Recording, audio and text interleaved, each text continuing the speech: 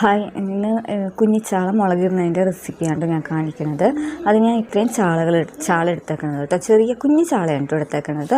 അപ്പോൾ നമുക്കിത് പെട്ടെന്ന് തന്നെ ഉണ്ടാക്കാൻ പറ്റുന്ന കറിയാണ്. നമുക്ക് പൊടികളോ സവാളയോ ഒന്നും വാട്ടാൻ നിൽക്കണ്ട. നമുക്ക് പെട്ടെന്ന് തന്നെ ഒരു അരമണിക്കൂറിനുള്ളിൽ തന്നെ കറി റെഡിയാവും കേട്ടോ. അപ്പോൾ ഞാൻ ഫസ്റ്റ് കല എടുത്തിട്ടുണ്ട് കേട്ടോ മീൻ കറി വെക്കാനായിട്ട്. അതിൽ മുളക് പൊടി ഇട്ട് കൊടുത്തിട്ടുണ്ട്, മല്ലിപ്പൊടി ഇട്ട് കൊടുത്തിട്ടുണ്ട്, പിന്നെ മഞ്ഞൾപ്പൊടിയാണ് ഇട്ട് കൊടുത്തേക്കുന്നത്. പിന്നെ നമുക്ക് ആവശ്യത്തിനുള്ള ഉപ്പും കൂട്ടിയിട്ട് ചേർക്കാം.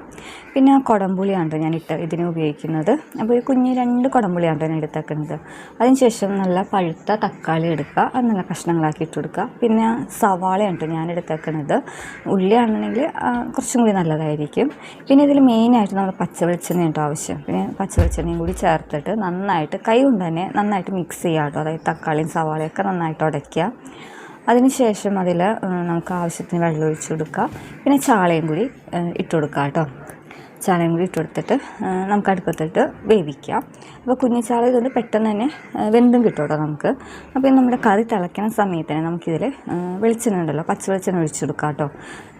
പിന്നെ എന്തോരം നമുക്ക് നന്നായിട്ട് ഇത് വറ്റിച്ചെടുക്കാം. എന്തോരം ചാറ് വേണമെന്ന് വെച്ചിട്ടുണ്ടെങ്കിൽ ഞങ്ങൾക്ക് കുറച്ച് ചാറ് കൂടുതൽ ആവശ്യമുള്ളത് കൊണ്ടാണ് ഞാൻ ഇത്രയും ചാറ് ഇതാക്കുന്നത് വെക്കുന്നത്. അല്ലാന്നുണ്ടെങ്കിൽ ഇതൊന്നും കൂടി വറ്റിച്ചാൽ ഒന്നും കൂടി ടേസ്റ്റ് ആയിരിക്കും കേട്ടോ കുഞ്ഞിച്ചാളയല്ലേ. അപ്പോൾ അതേ ഇത്രയേ ഉള്ളൂ. കുഞ്ഞിച്ചാള മുളകിട്ടത് റെഡി ആയിട്ടുണ്ട്.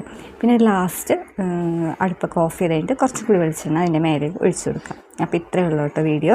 അപ്പോൾ വീഡിയോ ഇഷ്ടമായിരുന്നെങ്കിൽ ഒന്ന് ലൈക്ക് ചെയ്യുക കേട്ടോ. അതേപോലെ സബ്സ്ക്രൈബ് ചെയ്യുക, കമൻറ്റ് ചെയ്ത് സപ്പോർട്ട് ചെയ്യുക കേട്ടോ.